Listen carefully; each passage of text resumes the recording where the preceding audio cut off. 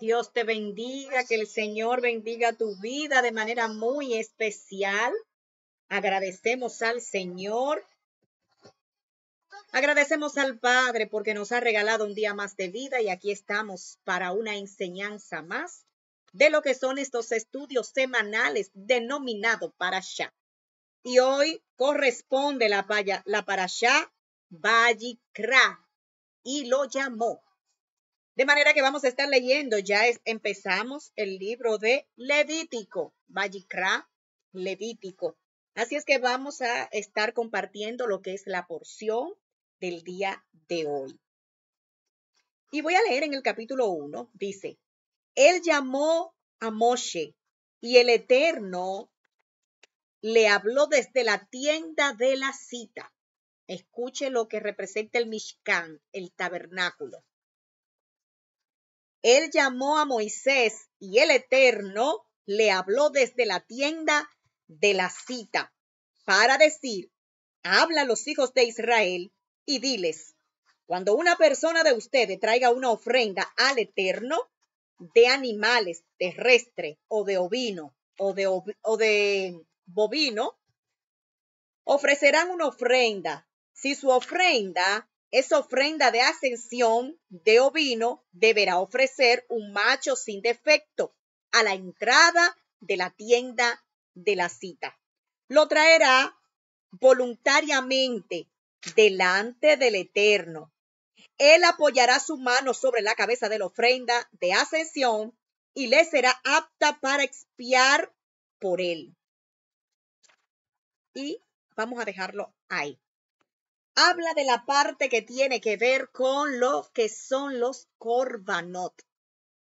Korbanot, yocasta, que son los que se le denominan korbanot. Los korbanot son esas ofrendas que el Eterno dejó establecida para crear esa relación entre el hombre y Dios.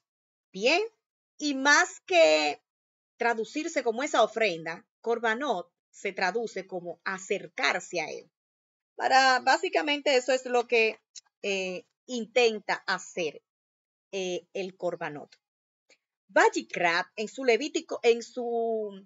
libro de Levítico, Vayikra, en su capítulo 1, a partir del versículo 1, Dios hace un llamado a Moshe y lo hace desde la tienda de la cita. Escuche, lo que se había construido, que usted y yo por tantos tiempos hemos venido escuchándolo, denominándolo como el tabernáculo, aquí se le denomina la tienda de cita, donde se juntaba el Eterno o donde se creaban esas citas fascinantes, ¿verdad? Con su pueblo. De manera que el contenido principal de esta parashá tiene que ver con este llamado que Dios hace al Eterno para explicarle esas ciertas instrucciones de cómo debían llevarse a cabo estas ofrendas cuando la gente las llevara de su buen corazón. Ahí no había de imposición. Era de su buen corazón lo que la gente quisiera. Entonces, llevaba esta ofrenda y se ofrecía. Pero fíjese algo, que habían diferentes tipos de ofrenda, por así decir, tipos de sacrificio que se llevaban, porque también no solamente una ofrenda porque, hice tal cosa o hice aquello, no. Había 5 tipos de ofrenda que lo quiero leer porque no me lo sé a totalidad, pero se lo voy a compartir. Estaba la ofrenda del olá, que tiene que ver con lo que es el holocausto que se ofrecía, y todos estos tipos de sacrificio tenían sus horas específicas, el momento específico, y todo tenía un anuncio profético. Por eso más adelante nosotros estamos viendo al Cordero sin mancha que se está ofreciendo en un madero, que para los romanos se le llama crucifixión, pero que para nosotros se le denomina y se entiende como un sacrificio, no una crucifixión, sino como un sacrificio. El Cordero sin mancha, con horas específicas, porque estaba asimismo cumpliendo esos elementos proféticos que se habían dicho atrás, como por ejemplo aquí en Vayikra. También estaba la ofrenda del Minjá, que era una ofrenda de cereal. Nosotros lo hemos leído, que se tomaba ese homer. El homer no era más que una vasija, una medida, ¿verdad? Y se llevaba esa vasija con esa medida de harina. Esta ofrenda, minjá, tenía que ver con esa ofrenda de cereal. Estaba también la shalamín, que es el sacrificio o la ofrenda que se llevaba asociándolo con la paz y con la comunión. Está la hatat, que era el sacrificio que se ofrecía para la remisión de pecado, ¿verdad? Y está el asham, que es un tipo de ofrenda que se lleva por la parte que tiene que ver por alguna culpa, algo que se hizo, ¿verdad? Y para expiar esa culpa, entonces se llevaba este tipo de ofrenda. 5 ofrendas que eran totalmente diferentes y que cada una tenía su propósito, la intención, o no su propósito, sino la intención, porque cuando usted la encierra toda, entonces nos damos cuenta que tenían un único propósito y era el de acercarnos al Eterno. Nosotros vamos a encontrar que en el Antiguo Testamento se agarraba el corderito, se le colocaba la mano en transferencia de todos los pecados y todas las situaciones que tuviera el ofrendante, y vemos todo este engranaje de todo el procedimiento que se hacía al momento de ofrecer este tipo de sacrificio. El propósito, restaurar la relación de Dios con el hombre. Por eso nosotros más adelante encontramos a Yeshua diciendo que él solo vino para restaurar lo que se había perdido. Yo he venido para restaurar lo que se había perdido. Y me encanta Rashi porque Rashi hace un paréntesis y dice que por la palabra que se utiliza y las letras que se están utilizando aquí, se denomina que el llamado fue un llamado cariñoso, que fue un llamado a sí mismo de parte del Padre, que se hizo con amor, pero a la vez fue un llamado personal. ¿De quién? De Dios, para con su amigo Moshe. Y también Rashi explica que el propósito de todo el ritual que se hacía con relación a lo que es el sacrificio o a lo que eran los sacrificios, estaban enfocados en permitir que una persona pudiese acercarse a Dios de manera que pudieran expiar todas aquellas situaciones, los pecados, la palabrita que dijo, que se le zafó, la energía que movió su corazón al sentir algo por ahí feo. Entonces, ese era como un momento adecuado para usar una ruta de abordaje que les permitiera tener esa relación con el Eterno. Entonces, Hashem dice en la parte del Midrash, que hoy tuve un momentito y medio leí algo ahí rápido, ¿verdad? Porque a veces uno muchos afanes como que medio no tiene tiempo para a sí mismo poder conectarse con la palabra. Pero hoy saqué un tiempito y podía leer, estaba leyendo en el Midrash, ¿verdad? Cuando dice que el Eterno había una especie de 10 animales denominados kosher o kasher, ¿verdad? Como algunos le denominan. 10 animales de los cuales eran considerados como animales que eran aptos para hacer alimentos para el hombre. Pero 3 de ellos en especial lo había escogido y como que le había simplificado al hombre para que no tuviera que coger mucha lucha al momento de ofrecer un sacrificio. Y aparte de esto, estos 3 animales cumplían una característica única en los 3, y es que estos animalitos eran perseguidos. Oiga, qué cosa tan fascinante. Estos animalitos que se ofrecían eran animales que eran perseguidos. Por ejemplo, estaba el toro, estaba el carnero y estaba la cabra. Y es interesante notar que cada uno de ellos, por ejemplo, el toro es acosado, dice, por el león.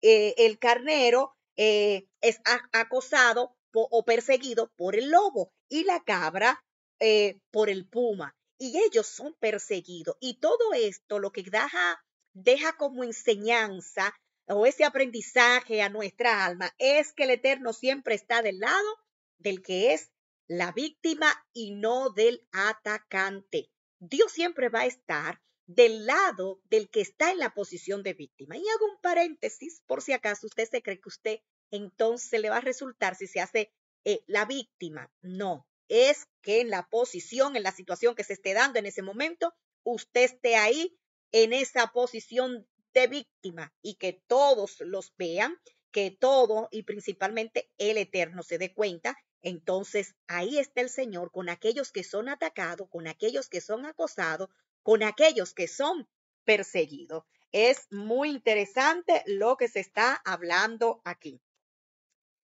Y también leía un poquito y me gustó esta parte, aclarando que hace el Midrash cuando habla de que por qué coloca al toro en la posición de arriba, de primero. ¿Por qué el toro de primero? ¿Verdad? Porque para esta gente todo está organizado, orquestado, calculado. Ahí nada está al azar. Ahí todo lo que está tiene un propósito y se va a llevar a cabo ese propósito y va a cumplir la función para el cual ha sido ejecutada. Entonces, muchos que son así curiosos por la palabra dicen, pero ¿por qué el toro de primero? ¿Cuál es el objetivo en el que el toro ocupe la posición de primero? Y dice el Midrash que está claro. Se quería dar una enseñanza con relación al tiempo aquel cuando el pueblo adoró el becerro de oro. ¿Por qué? Porque dice que las demás naciones, cuando se enteraron que el pueblo de Israel adoró o creó más bien esta imagen de este toro, dice que Hashem o Dios, el Eterno, Yahweh, como usted le quiera llamar, en otras ocasiones he dicho que ellos dicen Hashem, el nombre, porque hay un nombre compuesto por unas letras que son sagradas y que ellos respetan y que no la mencionan a la ligera, y en sustitución de ese nombre suelen decir casi siempre Adonai, ¿verdad? Shaddai, y que en sustitución de esos nombres, para más fácil dicen Hashem, el nombre. Dice que Hashem, de él mismo sale a explicar que el pueblo de Israel no fueron los que construyeron el becerro. Y yo dije en un momento, hablando así en un momento en el que participamos y debatíamos la palabra, ¿verdad? Yo dije en un momento, a mí me parece que este pueblo no fue el que hizo el becerro, porque es que ellos tenían una identidad muy marcada en cuanto al Dios todopoderoso, el uno y único sabio Dios. Y ellos estaban claros, además de que habían dado, el Eterno les había entregado unas instrucciones muy, pero muy claras. Y dice que el Eterno aclara, o más bien, utiliza el toro de primero para dejarle saber a la gente que el pueblo, que los Ben Elohim, los Ben Israel, los hijos de Israel, no fueron los que hicieron o construyeron este toro, sino que fueron los Ererab, la multitud mezclada. ¿Recuerdan cuando ellos salieron desde Egipto? Que una multitud se le añadió y que dijeron, bueno, queremos adorar al Dios de ustedes, queremos irnos con ustedes para celebrar fiesta en el desierto, para adorarle. Ahí con este grupo salieron esos Ererab. Y esos Ererab fueron los que se encargaron de la construcción del becerro. No aquel pueblo que ya Dios lo había apartado y le había ya dado ciertas instrucciones para seguir. De manera que es por ello, en esta explicación, que el toro reposa ahí de primerito, para dar a explicar esta parte. Bien, entrando nosotros ahora a otra partecita que también leí y tiene que ver con estos dos hijos de Aarón, aquellos que se conocen que bajaron fuego extraño, ¿verdad? Nadab y Abiú, o Abijú, ¿verdad? Como muchos deseen llamarle.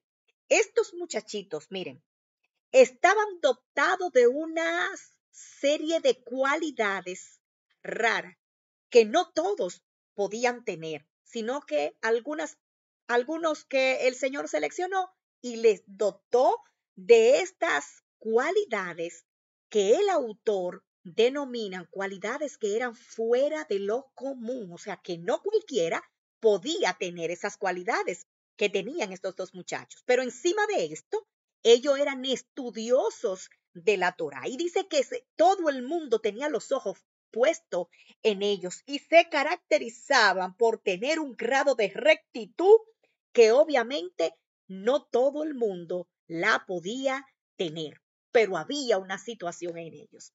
Había una situación y me recuerdo que mientras leía yo dije, wow, tremendo, que Dios deposite tantas cosas extraordinarias en la vida de uno, de un hombre, una mujer de Dios, y que por algo nuevo más adelante nosotros perdamos, ¿verdad? Ese privilegio, ¿verdad? Por así decir, porque se halló algo en el corazón que no se alineaba a lo que el Eterno ha establecido. Y dice que como ellos eran conocedores de la Torá, estudiosos, dedicaban tiempo, en un momento determinado, sabemos que ofrecieron fuego extraño, pero no le pertenecía a ellos ofrecer el fuego al momento del sacrificio, sino que el fuego descendía de arriba y consumía ¿ah? El animalito. El fuego divino era el que consumía el animalito, pero ellos crearon una mispad, ellos crearon una ley, por así decir, una ley que les permitía o les cedía, le daba la oportunidad de ellos también ofrecer fuego. Y es entonces cuando ofrecen este fuego que al Señor no le agrada. Pero ya yo digo que ya venía como ese malestar entre ellos y el mismo Dios, porque dice que el Midrash, que en una ellos iban caminando y ellos se preguntaron uno a otro, ¿cuándo serán que estos viejos van a morir para nosotros pasar a ocupar la posición del sacerdocio? Oiga, ellos se contestaron, se preguntaron, ¿cuándo será? ¿Verdad? Que iba a pasar todo esto. Y al Eterno no le agradó esta parte que ellos comentaron. De manera que todos nosotros sabemos y vemos cómo descendió fuego y los consumió, porque a Dios no le agradó, y aquí viene el quid del asunto, a Dios no le agradó la falta de humildad que tenían ellos. Hace muchos años, en mis inicios, en estos caminos de servirle al Señor, yo recuerdo que a mi iglesia, mis pastores invitaron a una artista que en ese momento era un boom. La invitaron a la iglesia y todos esperábamos para que ella subiera a adorar, pero en la partecita de abajo, donde ella estaba ahí esperando, otra persona que andaba con ella le quiso como quitar algo y yo vi un gesto y como que la empujó. Yo no estoy inventando nada, esto yo lo vi. Y aquello me apretó el corazón, porque yo dije, wow, qué actitud tan fea. Si la chica lo que estaba, la compañera, le estaba era como quitando algo. Y ella hizo ese gesto y la manoteó y como que la empujó, como que la dejara tranquila. Pudo haber sido producto de los nervios, porque uno se pone nervioso, la verdad hay que decirlo. A veces uno va a ministrar la palabra y uno se pone sumamente nervioso. Pudo haber sido producto de los nervios, pero pudo haber sido producto de su ego, de su arrogancia, de creerse, ¿verdad? Lo que todavía no era. Después de eso pasaron muchos años y eso cayó. Jamás yo volví a escuchar de esa artista volver a cantar con la euforia como había empezado. Porque aquí no es como tú empieces, sino como tú termines, dice una famosa frase. De manera que el orgullo de ellos, ¿cuándo morirán estos? Para nosotros pasar a ocupar la posición de sacerdote. Ni lo piensen, dijo el Señor, ni lo piensen. Entonces ya Dios venía molesto. Y murieron. Dios resolvió o matarlos y salir a sí mismo de ellos. Bueno, esta parashá tiene contraste con todo lo que habla nuestro maestro Yeshua. Y el enfoque que vemos en ella, como otras tantas veces, ya yo lo he dicho, no es venir a abolir la palabra, como lo dice Mateo 5:17, sino que todo lo que Yeshua hizo fue una reinterpretación de la palabra, una reinterpretación y profundizó un poco más en el significado, pero ¿para qué? Para poner énfasis que aquí lo más importante es la intención del corazón, ¿m? La pasión que usted le ponga, la cabana con la que usted haga las cosas, la dedicación. Por eso dice una palabra, y todo lo que hagáis, hacedlo como para el Señor. ¿M? ¿Recuerdan esa palabra, verdad?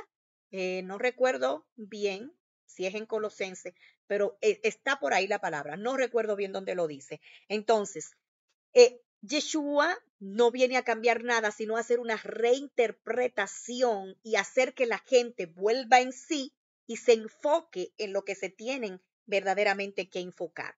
También hace esta comparación de que Bachikra se está hablando de estos sacrificios y él se está ofreciendo como ese sacrificio limpio, sin mancha, que viene a quitar el pecado de aquellos, ¿verdad?, que contienen esa manchita. En la teología, ya sea mesiánica o sea cristiana, Yeshua se presenta como ese cumplimiento final de todo lo que es ese proceso de sacrificio, de ritos y ceremonias con relación a lo que son la ofrecer, o más bien ofrecer este sacrificio. Entonces, él se presenta como el sacrificio único en Hebreos 9:10. Su muerte es vista precisamente como un corbán, una ofrenda agradable al Eterno, una ofrenda que viene a traer rompimiento, una ofrenda que viene a acercarnos a Dios, acercarnos de tal manera que nosotros volvamos a tener esa relación como en el principio. Yo he venido a restaurar, a rescatar, a restablecer nueva vez lo que se había perdido, dice por ahí. La relación con Dios, Jesús en sus enseñanzas, ya no dice que ya nosotros no necesitamos un templo físico, porque nosotros ahora tenemos, por los méritos de Él, la oportunidad de allegarnos a Él y tener esa relación, esa comunión con Él de manera directa. Y hace este énfasis siempre en la parte que tiene que ver con el corazón. Misericordia quiero y no sacrificio. Oseas 6:6 también lo dice. Oseas 6:6. Sacrificio. No quiero mucho sacrificio. Quiero misericordia. Quiero que te identifique con la necesidad de otro. Quiero que le extienda la mano a aquel que le necesita. Esto es el enfoque mayormente del maestro. Y también esto se aclara en Mateo, en su capítulo 9, versículo 3.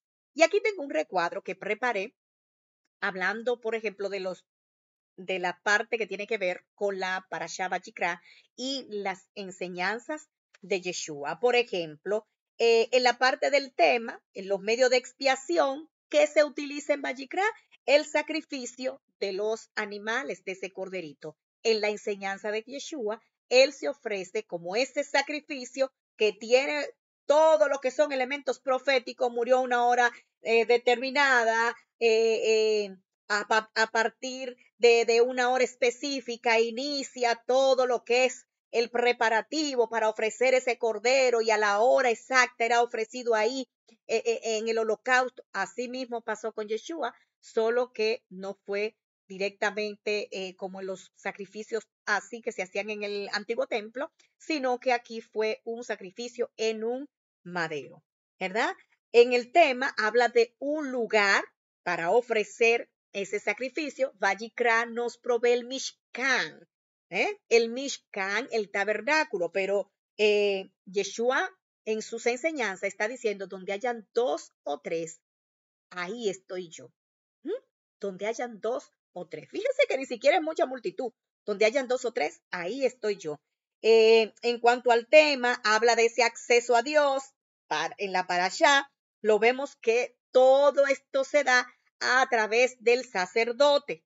Y Yeshua nos está enseñando que Él es el acceso directo y que es el único y último, que Él es el sacerdote mayor, el sumo, ¿verdad? Sacerdote. También en la parte del énfasis, en Vayikra habla mucho de esa obediencia, hacer ese ritual, ese ceremonial, que dicho sea de paso, en su momento se vio muy bonito, surtió su efecto, ¿verdad? Y lo estableció el Eterno, nos guste o no, lo estableció el Eterno. Pero aquí estamos viendo ahora a Yeshua explicando y aclarando que la intención está en el corazón y que por ende necesita ser transformado, necesita ser trabajado, de manera que esta parashá no tiene desperdicio y cuando usted hace esa comparación, usted se puede dar cuenta que todo lo que está en el Antiguo Testamento, ahora lo vemos a Yeshua hablándonos y enseñándonos y mostrándonos de todo esto,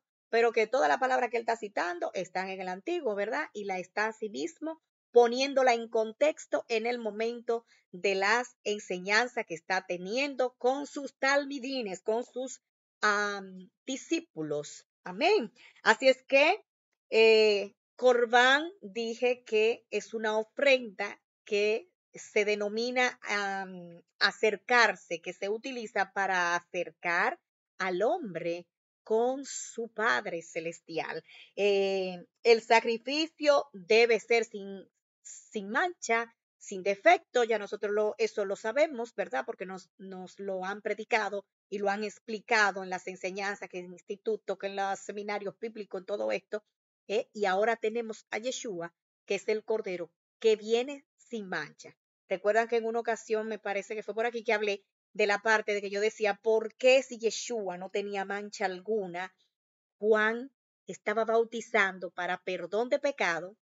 Y si él no tiene pecado, ¿por qué se bautizó? Porque se necesitaba que un justo tomara la posición del injusto. Mire qué cosa tan tremenda y tan maravillosa.